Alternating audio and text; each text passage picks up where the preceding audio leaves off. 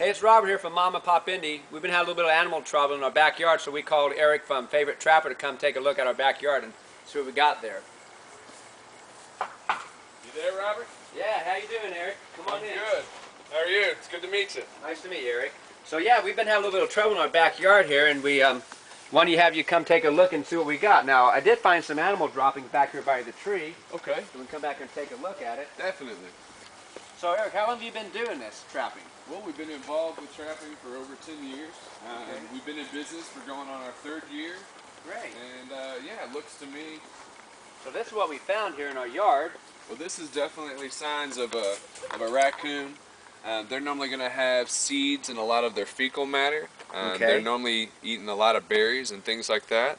But definitely, we'll set up a trap here, and we'll put it probably over in this direction because it looks like it's coming down here to use the restroom. Okay. But then when we set up the trap, we'll put in some lured bait, and it should be within 48 hours. We should have it caught. Okay, great. Now, when you catch these animals, what do you do with them? We actually relocate them to a wildlife preserve area. Great. And where's that located at? Well, they have multiple locations all over the state of Indiana. It's just important that we follow state laws and guidelines so that way we can relocate it in a safe manner. Okay, great. So now you said you've been in business for 3 years. How long have you actually been working in this industry? Well, for myself, it's been 11 years. My main trapper, he's been doing it for almost 16 years. So. Wow, so you guys got a lot of experience. So yeah. What kind of animals are you usually catching? Well, normally we catch like raccoons and possums and squirrels, a lot of groundhogs, skunks. Okay. We get a lot of phone calls for bats. Bats? In people's, in their attics, or where are they at? A lot of times in bats. So bats in the attic, okay. Bats in the attic, that's exactly right. And how do you go about catching a bat? How do you actually catch them?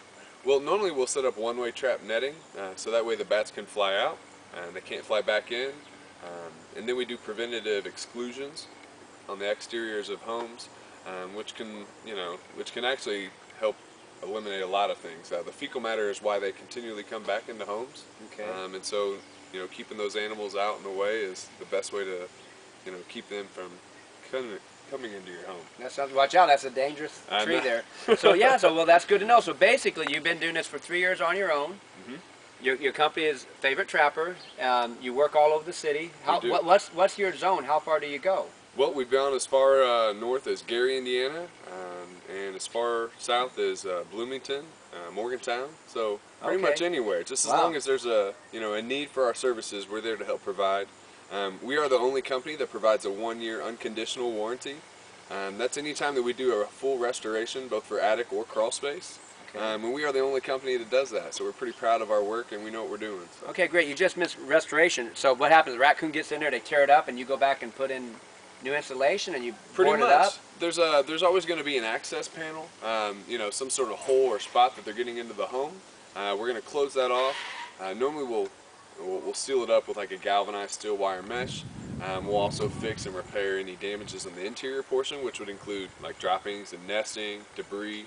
And obviously the removal of the animals. But then we go in, we sanitize the rafters and beams after we remove all of the infected debris, and we put in new insulation, and everything's good.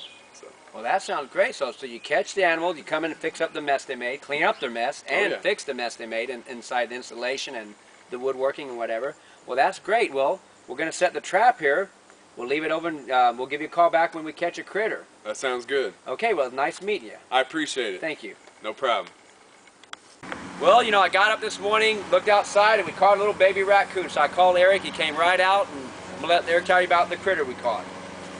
Well, this raccoon's about a 1-year-old, and, it wasn't a matter of time. Just making sure we set the right trap in the right area, and predicated on our inspection, we got it. Great. Now, we know he's a little fella, so is he near his mama? Is his mama probably here with him and he just wasn't smart enough to get in the trap? No, he's old enough to be on his own, but he definitely has a mom somewhere, because obviously we have a lot of fecal matter here in this area, so there's signs of more than one, definitely. Okay, so you're going to probably have to come back out and catch a few of them. It's not going to be just him. At least 1 or 2 more. So kind of a repeat application, huh? Well, at least for this situation. Yeah, okay, great. So we know we got one, and what are you going to do with them now, Eric? Well, we're going to take it and give it a new home at a wildlife relocation center, and allow them to have a new happy area to roam free. Okay, great. Well, I guess we'll go ahead and have Eric pick them up, and we'll take them out to the truck. Sounds good.